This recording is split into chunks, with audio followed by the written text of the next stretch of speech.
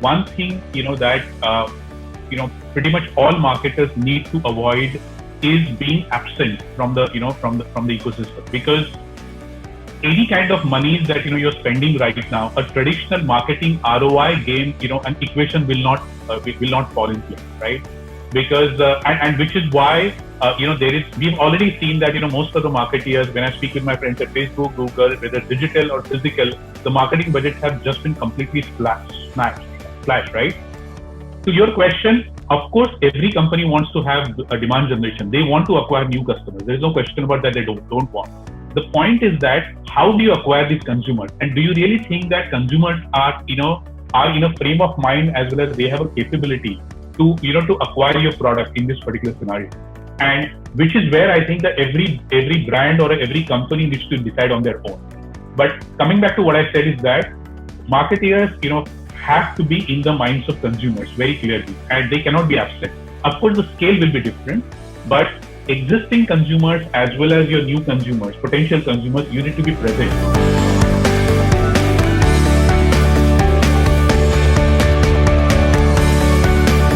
All I have to say is these are unprecedented times, right? And typically unprecedented times call for unprecedented marketing measures.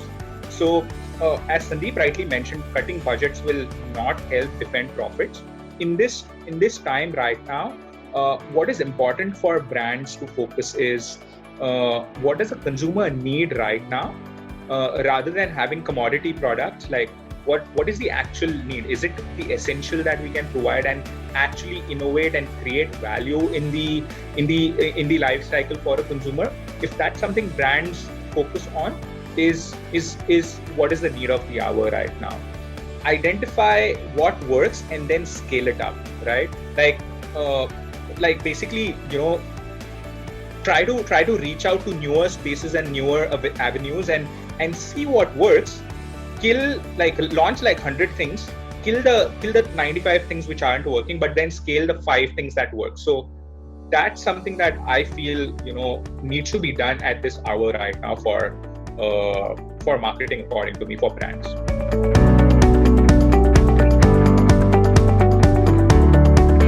One of our aspects of the business is ensuring that we have enough supply for catering to the demand, because we and the industry now also is moving towards online tutorials or online classes, right?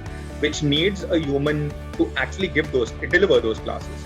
And that human is not any normal human. It has to be a tutor who's qualified enough to know how online, they've hardly been tutors available who have taken online classes. They've been tutors available who've taken classes face to face, right? So having that paradigm shift and creating that supply was something that we had to do, or the industry is doing. As you rightly mentioned, there was a huge spike, not just from metros or specific tier 2 cities, but we saw spike from tier 3 cities and across the nation, right?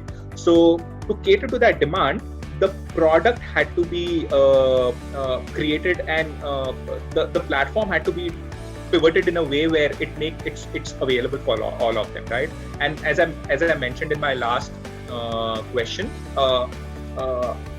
in the last answer, we also changed our mobile, we changed our VC platform to make it available on mobile, so that more and more users across the country can actually go through it and utilize the services, right? So we tried to manage the balance between supply and demand, and ensured that the operational bit of it is managed by the processes and products and policies that we introduced during these times. So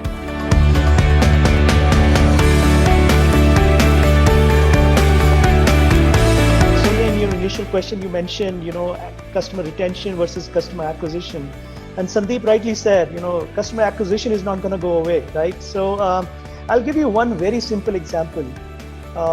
Today, somebody can buy a mobile phone either online or offline, right? Before COVID happened, there was only one thing that a user could not do online, which was to buy a phone on EMI.